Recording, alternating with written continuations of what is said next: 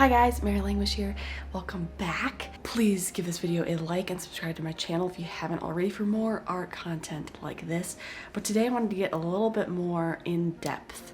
So you probably clicked on this video if you want to learn to draw or want to draw better. And today I want to just talk about the explanation of what that means and what that can look like.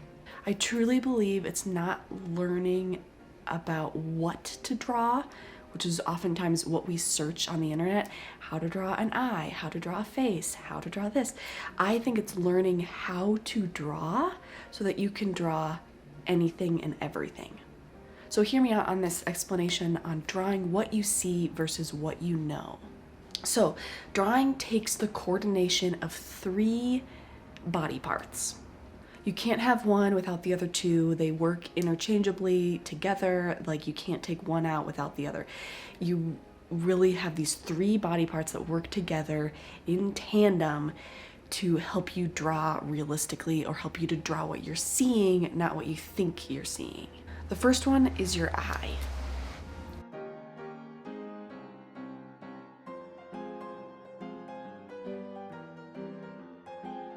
So you can probably agree that everyone who has eyes that can see and their eyes are working we're all seeing the same things. We all take in the information that's around us. We're all, like right now you're seeing me, I'm seeing the camera.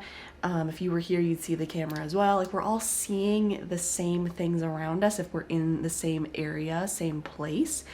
Someone who can draw something realistically versus someone who's trying to learn how to draw something realistically, they're both seeing what they're trying to draw the exact same way.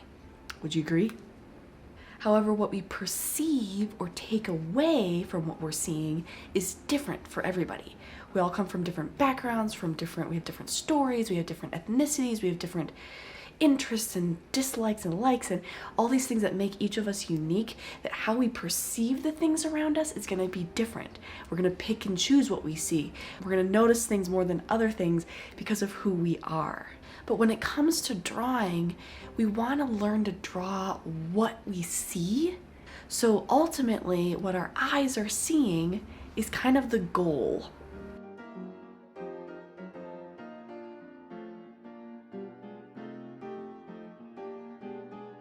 What our eyes are seeing become the goal, the gold that we want to get at the end of the tunnel, the diamond we want to dig for. What our eyes are seeing is the goal, and that's what we want to learn how to draw. When we draw, we want to access the literal view, camera view, that our eyes are seeing without the influence of the brain. So that leads me to the second body part that is important for drawing, and that would be the brain.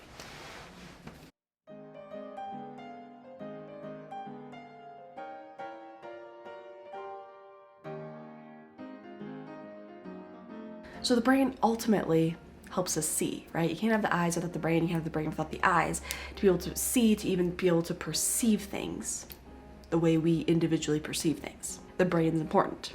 So when it comes to drawing, it actually can kind of become a roadblock in many ways. It's a wall we have to get through. It's the back of a cave we need to dig through to get to the diamonds.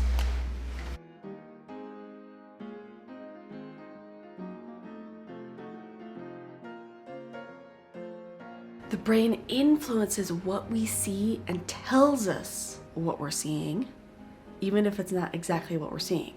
There's so many different experiments out there on the brain and the eye, and how your brain can totally change up what's actually there just based on how it's taking in information, how it chooses to interpret that information. So the brain is a super powerful thing, and in drawing we want to learn how to master the brain so that we can again get to that camera view that our eyes are seeing without the influence of the brain.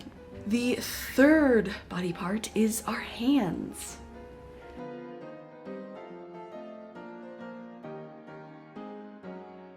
Now, our hands literally do everything for us, right? I don't know if you know anyone who's missing a limb, an arm, a hand.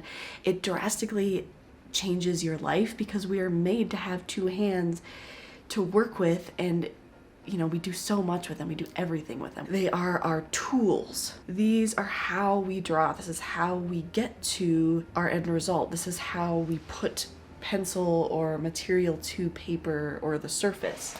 So in our analogy, we're going to use a pickaxe as our tool.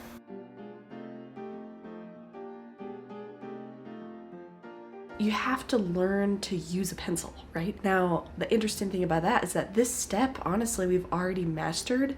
As kids, we've learned hand-eye coordination.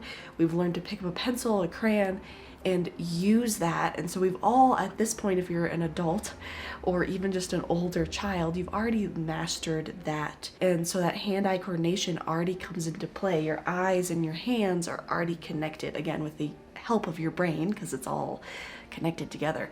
But we don't really need to improve that so much. Practice is always a part of drawing and drawing better, but the basics of holding a pencil and putting pencil to paper and creating what your brain is telling you to create is already there. But this is where the problem is. It's your hand is controlled by your brain. So if your brain is interpreting what you're seeing differently, your hand's gonna just draw what your brain is telling it to draw, right? So again, the brain is this wall, it's this cave that's in the way, and we need to get to the gold and the diamonds, which is what our eyes are seeing, that camera view. And to do that, we have to use our hands, we have to practice, we have to actually be drawing to get through the brain, which is that wall, to get to the goal. Once we've mastered the brain, the hand will just follow because we already have that hand-eye coordination since a young age. Hopefully that analogy is somewhat helpful, because basically we need to learn to turn the brain off in certain ways when we're drawing to be able to draw what we see. There's not really a straight answer to this when it comes to how do you do that. There's actually a lot of resources out there specifically aimed at how to retrain the way you see and think so that you can draw more realistically. The first one that I highly recommend, that I've been teaching from for years for my students, is Drawing on the Right Side of the Brain by Betty Edwards. It is an amazing book that covers basically all the stuff you need to know to train your eye and your brain to work together to basically be drawing what you see, not what you think you see. Check out her book, link is in the description below. Also, because I've taught that material for so long, I've noticed other loopholes, so to speak, other barriers that stop people from drawing. And so I'm in the process currently of finishing my own drawing book of drawing basics and tricks to help you overcome some of these major roadblocks with drawing. But I want to give you a few more tips and tricks on how to apply these things a little bit more to your drawing. So go check out my video, The Secrets to Drawing, to see how this can be broken down into an actual drawing example for you. So thanks for watching, guys. I hope this was helpful. Please give it a like and subscribe to my channel if you haven't already, and please go check out Betty Edwards' book, Drawing on the Right Side of the Brain, which will help you immensely, as well as go check out my next video to see how to apply some of these things into your drawing with some basic tricks. All right, bye for now.